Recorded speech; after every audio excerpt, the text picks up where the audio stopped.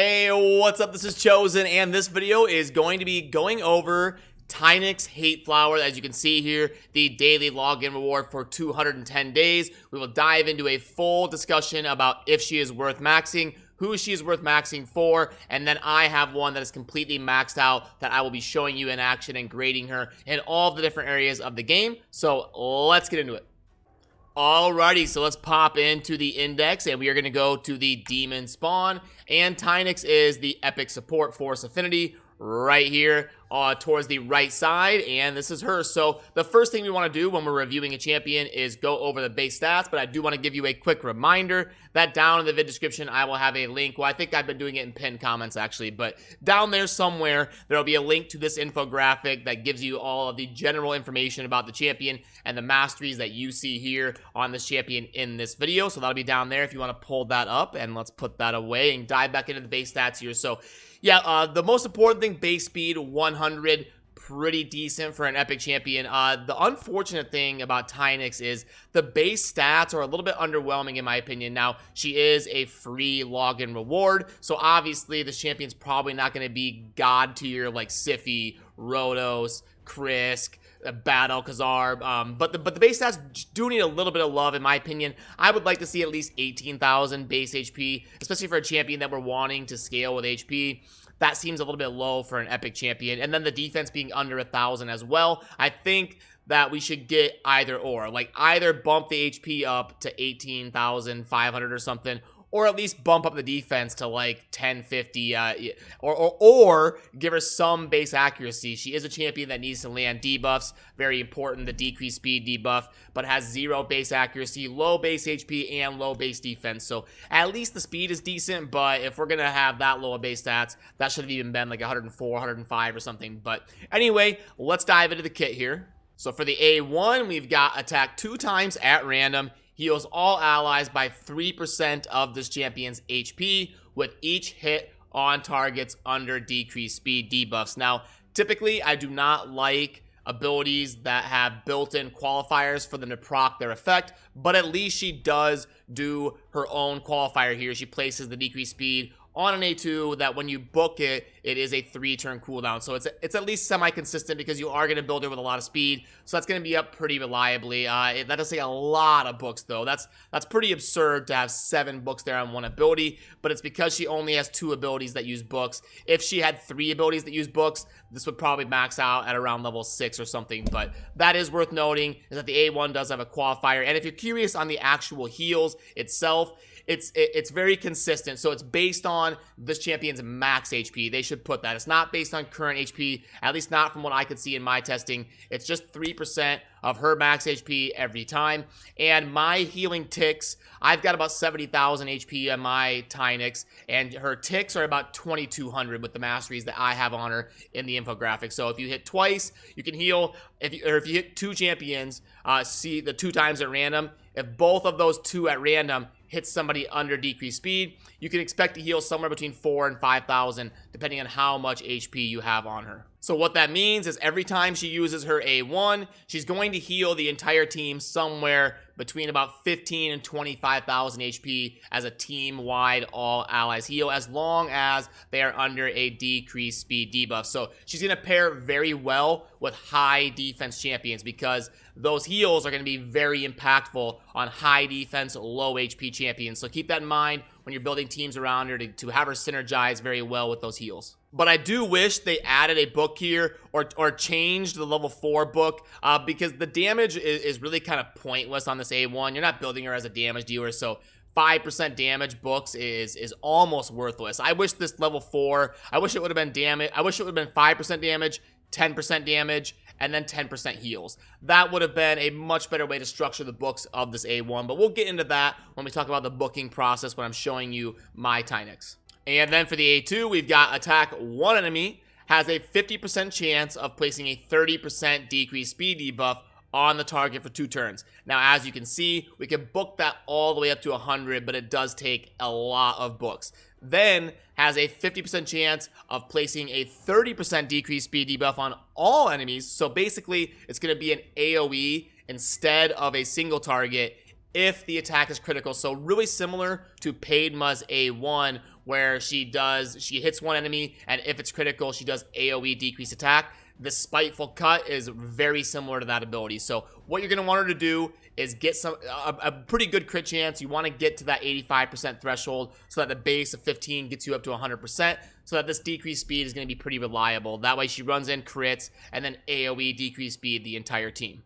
And then for the passive, we've got decrease the damage all allies receive by 5%. So basically just a built-in Bulwark mastery. Now, important to note that this champion will receive that damage instead. It's not just gone. She does still take the damage. And also, if there are multiple Tainix Hateflowers, then only one of those skills will activate, which is similar to Bulwark as well. So there's really no point to build multiple Tainix. You can throw one in the vault to prepare for future fusions if you want, but really never going to be necessary to build more than one. Building the one Tainix will do just fine because you can't really stack their abilities anyway. But I guess you could argue if you built multiple of them for Faction Wars, you could stack the heals and have more reliable healing. I don't think the healing's that impactful to justify building multiples. I just wanted to clarify that. But yeah, multiples of them are not going to synergize, and I don't really recommend ever building multiples of Tainix. Then we've got an HP aura of 30% for Faction Crypts, which is pretty solid. Obviously, it would be better if it was HP by 20-something%. In all battles, it is exclusive to Faction Crypts, but at least it's a pretty decent aura and a pretty decent percentage. But now, let's go pull up my Tainix that I have built, and I'll walk you through the gearing process and all of that good stuff before showing her in action.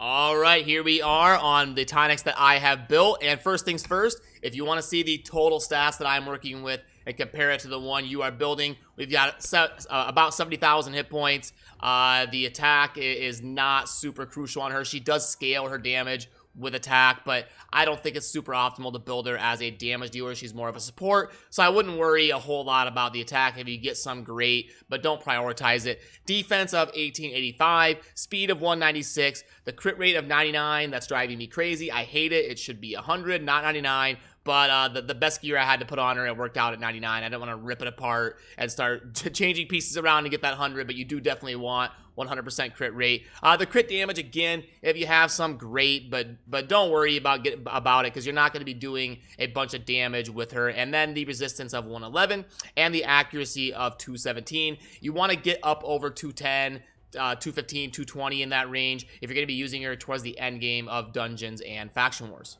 So then in terms of the gear that I have on mine, you will see speed, immortal, and crit rate. I wanted to bump that crit rate up based on the fact that I was using HP gloves and HP chest and the way the stats were kind of shaking out. I needed that bump of the crit rate set, and then the fact that I had a 6-star HP chest of it lying around made me incentivized to go ahead and use the crit rate. But yeah, immortal set is great on her because she's going to be tanking damage, and then if you give her the Bulwark mastery as well, she's going to be tanking a lot of damage for the team. She's going to be constantly dropping. She kind of has like a permanent ally protection type buff. So you do want a little bit of regen from the immortal set, and it also bumps her HP up by 15%, which is super useful on her. So definitely an amazing set on her. Speed is good. She's a debuffer. You want her cycling through. You want her getting a lot of A1s so that she can crank out the heals. So speed is very good on her. Speed and immortal are going to be super optimal. And then you're probably going to want an accuracy banner most of the time, and then your best blend of speed and HP besides that.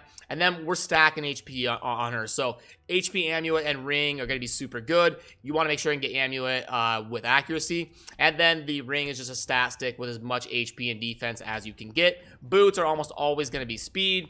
And the chest and gloves are going to be great if they are HP percent. You can go with defense, but her base defense is so low and she gets such a better benefit from HP that you really don't want to do that unless you have to. Like if you just have crap HP gear, then go ahead and put defense on her, but you definitely want to go the HP route on the chest and gloves, in my opinion, when you are building her. And then the top ones are super simple. You just want to go for your best blend of HP, crit rate, speed, and accuracy. And then in terms of the booking process, the A1, like I said earlier when I was going over her kit, it's basically worthless. So I got bad RNG when I was booking mine, so I did have to book the A1, but you want to make sure and pay attention when you're booking her to stop when you get this cooldown. So if you get lucky, now It does take 7 books to get this and only 3 to get this. So your odds of hitting the max level 8 on the A2 without maxing the A1 is going to be pretty low. I know I said I had bad RNG, but I guess that's not technically bad RNG. It would take really lucky RNG to save books, but if you can get really lucky, you don't want to book the A1. It's basically worthless. So go ahead, max out the A2, and if you get lucky, save yourself the books on the A1.